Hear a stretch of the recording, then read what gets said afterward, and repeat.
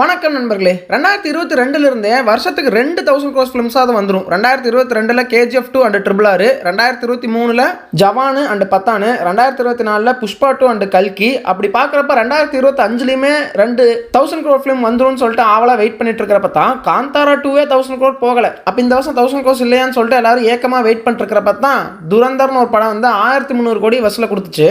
ஆக மொத்தத்தில் 2022 இருந்து 2025 வரைக்குமே இந்த ஸ்ட்ரீக் பிரேக் ஆகாமல் வந்துகிட்டு இருக்குன்னே சொல்லலாம். அப்படி இதே மாதிரி 2026ல ஏதாவது ஒரு 1000 crore ஃபிலிம் வருமா? அப்படி வந்துச்சுன்னா எந்தெந்த திரைப்படங்களுக்கெல்லாம் 1000 கோடி அடிக்கிறதுக்கான வாய்ப்புகள் இருக்கு அப்படிங்கறத தான் இந்த வீடியோல நம்ம பார்க்க போறோம்.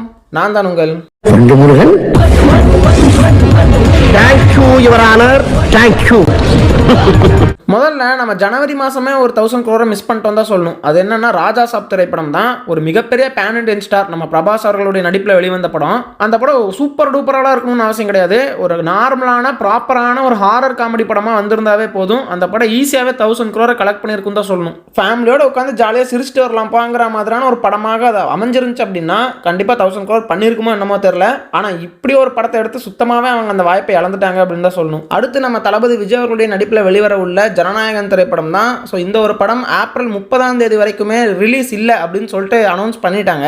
இந்த ஒரு திரைப்படத்திற்கு 1000 கோடி அளவுக்கு வசூலாகிறதுக்கான அந்த பொட்டன்ஷியல் இருக்கா அப்படின்னு சொல்லிட்டு கேட்டிங்கன்னா, ஸோ ஃபர்ஸ்ட் இருந்துச்சா இல்லையான்னு தெரியல. பட் இந்த ஒரு கேஸ் நடந்ததுக்கு அப்புறமா ஒரு மிகப்பெரிய ஹைப் ஆல் இண்டியா ஃபுல்லாக இன்க்ரீஸ் ஆகிருக்கு அப்படின்னு தான் சொல்லி ஆகணும். ஸோ இது வந்துட்டு கிட்டத்தட்ட ஒரு ரீமேக் படம் தான். பகவான் கேசரி படத்தை ரீமேக் பண்ணி வச்சிருக்காங்க. இது நார்மலாக ரிலீஸ் ஆனாவே எந்த ஒரு ஹைப்பும் இல்லாமல் ஒரு ஒன் டைம் வாட்சபிள் அப்படிங்கிற ரிவ்யூஸ் தான் வாங்கியிருக்கும். பட் தேவையில்லாமல் இவங்க ஹைப்பை ஏற்றி விட்டு இப்போ இந்த படம் வந்துச்சுன்னா ஒரு மிகப்பெரிய கலெக்ஷன் பண்ணுங்கிற ஒரு ஹோப் வந்துட்டு இருக்கு அப்படின்னே சொல்லலாம். ஸோ நம்ம விஜய் அவர்களுடைய திரைப்படம் அப்படிங்கிறதுனால நார்மலாகவே ஒரு 500 கோடி பண்ணிடும். ஏன்னா இதுக்கு முன்னாடி வந்த கோட்டே ஒரு 450க்கு மேலே பண்ணிச்சு. ஸோ லியோ வந்துட்டு ஒரு 600+ பண்ணிச்சு. அப்படிங்கிறப்போ இந்த படம் ஒரு நார்மலான படமாக இருந்தாவே 500லாம் போயிடும். இப்போ இவங்க ஏற்றி விட்ட ஹைப்புக்கு 1000 crores பண்ணுமா அப்படிங்கிறது தெரில. பட் நல்லா இருக்கிற பட்சத்தில் பண்ணுறதுக்கு வாய்ப்புமே இருக்குது அப்படின்னு கூட சொல்லலாங்க. அடுத்தது நம்ம ரன்வீர் சிங் அவர்களுடைய துரந்தர் பார்ட் 2 தான். ஸோ இந்த ஒரு திரைப்படத்திற்கு எல்லாரும் ஈகராகவே வெயிட் பண்ணிட்டு இருக்காங்க அப்படின்னு தான் சொல்லி ஆகணும். ஸோ துரந்தர் 1 ரிலீஸ் ஆகி 1300 கோடிக்கு மேலே வசூலாகி ஒரு மிகப்பெரிய ரெக்கார்டை பண்ணிச்சுன்னு சொல்லணும். இப்போ துரந்தர் 2 வரப்போகுது. ஸோ கண்டிப்பாக இந்த படம் சோலோவாக வந்துச்சுன்னா 2000 crore அசால்ட்டாக பண்ணும் அப்படிங்கிறது தான் என்னுடைய கருத்து. ஏன்னா ஆல்ரெடி துரந்தரே வந்துட்டு கிட்டத்தட்ட 2 மாதம் தேட்டரில் ஹவுஸ்ஃபுல்லாகவே தான் ஓடிட்டு இருந்துச்சு. பேய் ஓட்டம் ஓடிச்சு அப்படின்னு சொல்லலாம். ஸோ அதுக்கு ஈக்குவலாக துரந்தர் 2 வந்துட்டு பெர்ஃபார்ம் பண்ணும் அப்படிங்கிறதுல எந்த ஒரு சந்தேகமுமே இல்லை. ஸோ இந்த படம் சோலோவாக மட்டும் ரிலீஸ் ஆச்சுன்னா அந்த ஃபர்ஸ்ட் டேல நம்ம புஷ்பா 2 பண்ண ரெக்கார்ட்ஸ் 300 கோடி ரூபாய் கிட்டத்தட்ட வசூலாச்சுன்னு நினைக்கிறேன். அந்த ரெக்கார்டெல்லாம் பிரேக் பண்ணி ஸோ ஃபைனல் கலெக்ஷன்ஸில் தங்களுடைய 2000 crore ரெக்கார்ட்லாம் பிரேக் பண்ணலாம். அவ்வளோ சூப்பராக வந்து பார்த்தீங்கன்னா ப்ரொமோஷன் பண்ணி கொண்டு போகலாம் இந்த திரைப்படத்தை. ஆனால் சம்பந்தமே இல்லாமல் டாக்ஸிக் கூட கிளாஷ் விட்டு இதெல்லாத்தையும் கெடுத்துக்க போறானுங்க மூவி டீம் அப்படின்னு சொல்லிட்டு தான் நினைக்கிறேன். ஸோ சேம் டாக்ஸிக் திரைப்படத்துக்குமே இது அப்படியே அப்ளிகபிள் ஆகும். ஸோ அதுவுமே 2000 கோடி போகிறதுக்கு ஒர்த்தாக இருக்கக்கூடிய ஒரு திரைப்படம் தான். அந்த விஷுவல்ஸ் எல்லாம் பார்த்தாவே தெரியுது அவ்வளோ கிராண்டாக பண்ணியிருக்காங்க. ரொம்ப எஃபோர்ட் போட்டு பண்ணியிருக்காங்க. அண்ட் சூப்பரான ஒரு இங்கிலீஷ் மூவியாக வந்து பார்த்தோன்னா இதை எடுப்பாங்கன்னு நினைக்கிறேன். ஏன்னா நம்ம ஊரில் எடுக்கக்கூடிய திரைப்படங்கள் எல்லாம் இங்கிலீஷ் டப்பிங்கில் அவ்வளோ சூப்பராக போகுமா அப்படின்னு சொல்லிட்டு கேட்டால் தெரியாதுன்னு தான் சொல்லணும். ஆனால் இந்த படத்தோட விஷுவல்ஸ் எல்லாம் பார்க்குறப்போ ஏதோ ஹாலிவுட் ரேஞ்சில் தான் ஆல்ரெடி இருக்குது. ஸோ படம் நல்லா கிளிக் ஆச்சுன்னா அந்த இங்கிலீஷ் ஆடியன்ஸ் கிட்ட கூட ரொம்ப சூப்பராகவே படம் ஓடிடும். ஸோ அப்படி இருக்கிறப்போ தேவையில்லாமல் இவங்களுமே துரந்தர் கூட கிளாஷ் விட்டு இவங்களுக்கு இருக்கக்கூடிய அந்த மிகப்பெரிய ஆப்பர்ச்சுனிட்டியை குறைச்சிக்க தான் போகிறாங்க. ஆக மொத்தத்தில் இந்த கிளாஷ் வந்துட்டு அன்வான்டான ஒரு கிளாஷாக தான் எனக்கு ஃபீல் ஆகுது. ஏன்னா துரந்தருக்கும் எல்லாரும் ஈகராக வெயிட் பண்ணிருக்கோம், டாக்ஸிக்குமே ஈகராக வெயிட் பண்ணிருக்கோம். அப்படி இருக்கிறப்போ நீ பெருசா நான் பெருசாங்கிற சண்டே இந்த இடத்துல வரக்கூடாது. ஆனால் அப்படிப்பட்ட ஒரு சண்டை தான் இப்போ நடக்க போகுது. யாரோ ஒருத்தர் விட்டு கொடுத்தாங்கன்னா கூட 2 பேருமே நல்லா இருக்கலாம் அப்படிங்கிறது தான் இங்கே மேட்ரே. அடுத்ததாக நம்ம ராம் சரண் அவர்களுடைய நடிப்பில் வெளிவர உள்ள பெட்டி திரைப்படம் தான். ஸோ இந்த ஒரு திரைப்படமே வந்துட்டு மிகப்பெரிய எக்ஸ்பெக்டேஷனில் தான் இருக்குது அப்படின்னு சொல்லலாம். இதுக்கு முன்னாடி நம்ம ராம் சரண் அவர்களுமே RRR திரைப்படத்தின் மூலமாக 1000 crore அச்சீவ் பண்ணியிருக்காரு. ஸோ ஒரு பிரம்மாண்டமான ஆக்டர் அண்ட் டேரக்டர். ஸோ இவங்க 2 பேரும் கை கோர்க்கிற ஒரு படம் பெட்டி ஒரு நல்ல எக்ஸ்பெக்டேஷனை கிரியேட் பண்ணியிருக்கு அப்படின்னு சொல்லலாம். இப்போ வரைக்கும் ஒரு சாங் தான் ரிலீஸ் பண்ணியிருக்காங்கன்னு நினைக்கிறேன். நீ போக போக டீசர்ஸ் ட்ரைலராக ரிலீஸ் ஆக எக்ஸ்பெக்டேஷன்ஸ் இன்னும் அதிகமாகும் அப்படின்னு சொல்லிட்டு தெளிவாகவே தெரியுது. ஸோ இந்த படமும் 1000 crore கிளப்ல இணையறதுக்கான வாய்ப்பு அதிகமாகவே இருக்குன்னு சொல்லலாங்க. அடுத்தது வந்துட்டு நம்ம ஜெயிலர் 2 தலைவருடைய நடிப்பில் வெளிவர உள்ளது. ஜெயிலர் 1 வந்துட்டு பார்த்தீங்கன்னா பெரிய ஒரு சம்பவம் பண்ணிச்சு. 600+ crores வந்துட்டு அசால்ட்டாக கலெக்ட் பண்ணி ஒரு பெரிய ரெக்கார்டை வச்சிருந்துச்சு அப்படின்னே சொல்லலாம். ஸோ அப்படிப்பட்ட படத்தினுடைய சீக்குவலாக இந்த ஜெயிலர் 2 வரப்போகுது. ஸோ ஆல்ரெடி கூலி திரைப்படத்திலே தமிழ் சினிமாக்கு இருக்கக்கூடிய அந்த 1000 crore கனவை வந்துட்டு நிறைவேற்றிடுவாங்க அப்படின்னு நினச்சிட்டு இருந்தேன். கூலி தான் அதை ஃபர்ஸ்ட் டைம் பண்ணணும்னு நினச்சிட்டு இருந்தேன். பட் கூலியே வந்துட்டு பார்த்தீங்கன்னா மிஸ் ஆயிடுச்சு. ஸோ நெக்ஸ்ட் ஜனநாயகன் பண்ணுன்னு பார்த்தா அதுவும் தள்ளி போயிடுச்சு. இப்போ நமக்கு இருக்கிற ஒரு ஆப்ஷன் என்னன்னா ஜெயிலர் 2 திரைப்படம் தான். ஸோ இந்த படம் கரெக்டாக எடுக்கப்பட்டு கரெக்டாக வியாபாரம் ஆச்சு அப்படின்னா கண்டிப்பாக இந்த படம் 1000 crore பண்ணணும்னு நினைக்கிறேன். ஒருவேளை இது மிஸ் ஆனால் கூட அடுத்து வரக்கூடிய திரைப்படங்களான நம்ம தலைவர் மற்றும் கமல்ஹாசன் அவர்கள் அவங்க 2 பேரும் இணைந்து நடிக்கக்கூடிய அந்த ஒரு படம் வந்துட்டு கண்டிப்பாக 1000 crore போயிடும். ஸோ தமிழ் சினிமாவில் ரொம்ப நாளாகவே இந்த 1000 crore வராமையே இருக்கு, இப்போ வரைக்குமே இருந்துகிட்டு இருக்கு. ஸோ இந்த வருஷமாச்சும் அது நடக்குதா அப்படின்னு சொல்லிட்டு பொறுத்திருந்து பார்ப்போங்க. அதுக்கப்புறமா ஒரு மிகப்பெரிய ரிலீஸ் எது அப்படின்னா நம்ம ரன்பீர் கபூர் அவருடைய நடிப்பில் விளையாடுள்ள ராமாயணா பார்ட் 1 அப்படிங்கிற இந்த ஒரு திரைப்படம் ஸோ தீபாவளிக்கு ரிலீஸ் அப்படின்னு சொல்லிட்டு சொல்லியிருக்காங்க. ஸோ மிக பிரம்மாண்டமான ஒரு பொருட்செலவில் கிட்டத்தட்ட 4000 கோடி ரூபாய் செலவு பண்ணி பார்ட் 1 அண்ட் பார்ட் 2 ரெண்டும் சேர்த்து எடுக்க போறதா வந்துட்டு பேச்சு வந்திருக்கு. அப்போ பார்ட் 1 கிட்டத்தட்ட 1500 crores மேலே பட்ஜெட் இருக்கும். ஸோ இந்த படம் வந்துட்டு மினிமமாவே ஒரு 1000 crores மேலே தான் கலெக்ட் பண்ணும். ஸோ மேக்ஸிமம் வந்துட்டு பார்த்தீங்கன்னா 3000 4000 இந்த மாதிரி போகிறதுக்கான வாய்ப்பு கூட இருக்கு. ஏன்னா வேர்ல்டு ஃபுல்லாக வந்து பார்த்தீங்கன்னா ரிலீஸ் பண்ண போறாங்க, நிறைய லாங்குவேஜஸ்ல டப் பண்ண போறாங்க.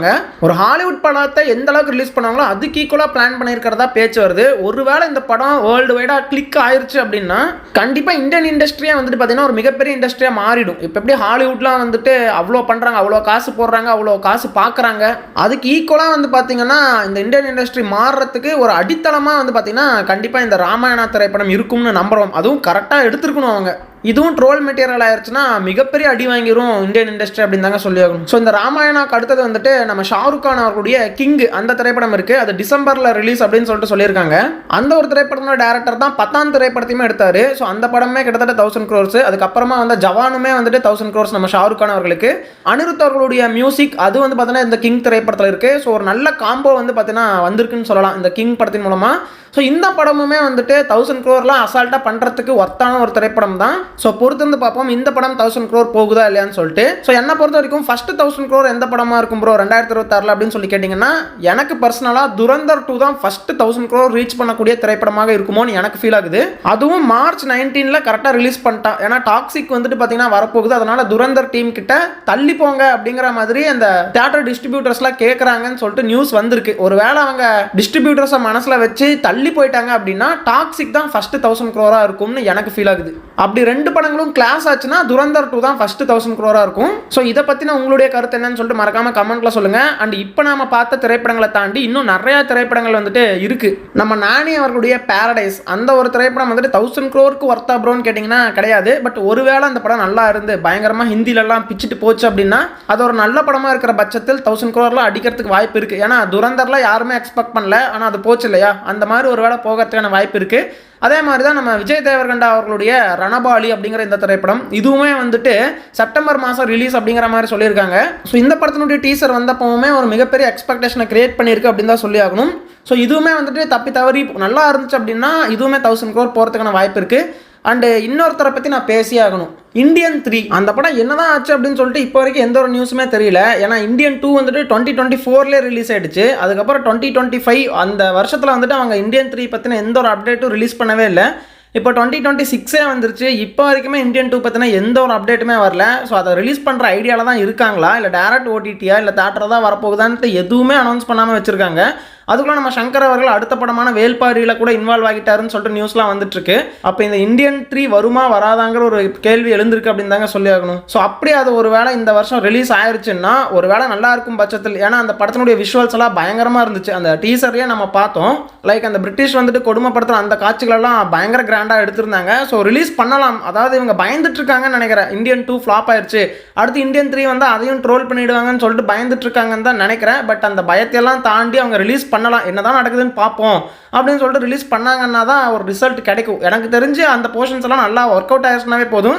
இந்தியன் 3 வந்துட்டு ஒரு சக்ஸஸ்ஃபுல்லான படமாக வர்றதுக்கான வாய்ப்பு இருக்குது. 1000 கோடி அப்படிங்கிறத எதிர்பார்க்க முடியாது, பட் நல்ல படம். இதுக்கு இந்தியன் 3 ஃபர்ஸ்ட் ரிலீஸ் பண்ணியிருக்கலாங்கிற மாதிரியான பேர் வாங்கிச்சுனாவே பெரிய விஷயம் அப்படின்னு தாங்க சொல்லி ஆகணும். அதுக்கப்புறமா நம்ம பிரசாந்த் நீல் மற்றும் நம்ம ஜூனியர் என்டிஆர் அவர்களுடைய காம்போல வெளிவர உள்ள திரைப்படம், இந்த ஒரு திரைப்படமும் 2026 தான் ரிலீஸுங்கிற மாதிரி சொல்லியிருக்காங்க. பட் ரிலீஸ் ஆகுமான்னு தெரியல. பட் ரிலீஸ் ஆச்சுன்னா இதுக்குமே ஒரு சான்ஸ் இருக்குது. ஏன்னா நம்ம ஜூனியர் என்டிஆர் அவர்கள் ஒரு 1000 crore ஆக்டர் தான் RRR மூலமாக. அண்ட் பிரசாந்த் நீல் அவர்கள் அவருமே KGF 2 மூலமாக 1000 crore அச்சீவ் பண்ணியிருக்காரு.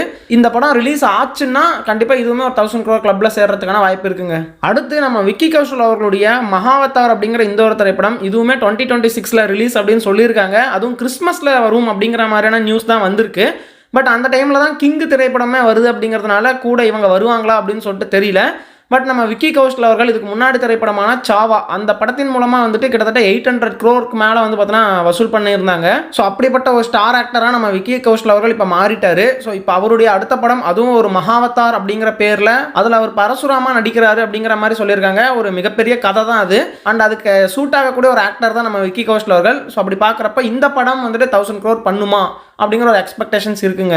சரி, ஓகே நண்பர்களே, இந்த படங்களை எல்லாம் தாண்டி வாரணாசி, அப்புறம் நம்ம அல்லு அர்ஜுன் எக்ஸ் அட்லி காம்போ, இதெல்லாம் வந்துட்டு பார்த்தீங்கன்னா 2027 வரக்கூடிய திரைப்படங்கள். ஸோ அதை பற்றி நம்ம இப்போ டிஸ்கஸ் பண்ண வேண்டாம். ஸோ இப்போ வரைக்குமே 2026 1000 crore கலெக்ட் பண்ணக்கூடிய பொட்டன்ஷியல் இருக்கக்கூடிய திரைப்படங்களை பற்றி பார்த்தோம். ஸோ இதில் நம்ம வேற ஏதாவது திரைப்படத்தை மிஸ் பண்ணியிருந்தோம்னா அதை மறக்காம கமெண்ட்ல சொல்லுங்க. அண்ட் நம்ம இப்போ பார்த்த லிஸ்ட்லேயே இந்த படம் 1000 crore போகிறதுக்குலாம் வாய்ப்பே இல்லை ப்ரோ அப்படின்னு உங்களுக்கு ஃபீல் ஆச்சுன்னா அதையும் மறக்காம கமெண்ட்ல சொல்லுங்க. உங்களை நான் அடுத்த வீடியோவில் சந்திக்கிறேன்.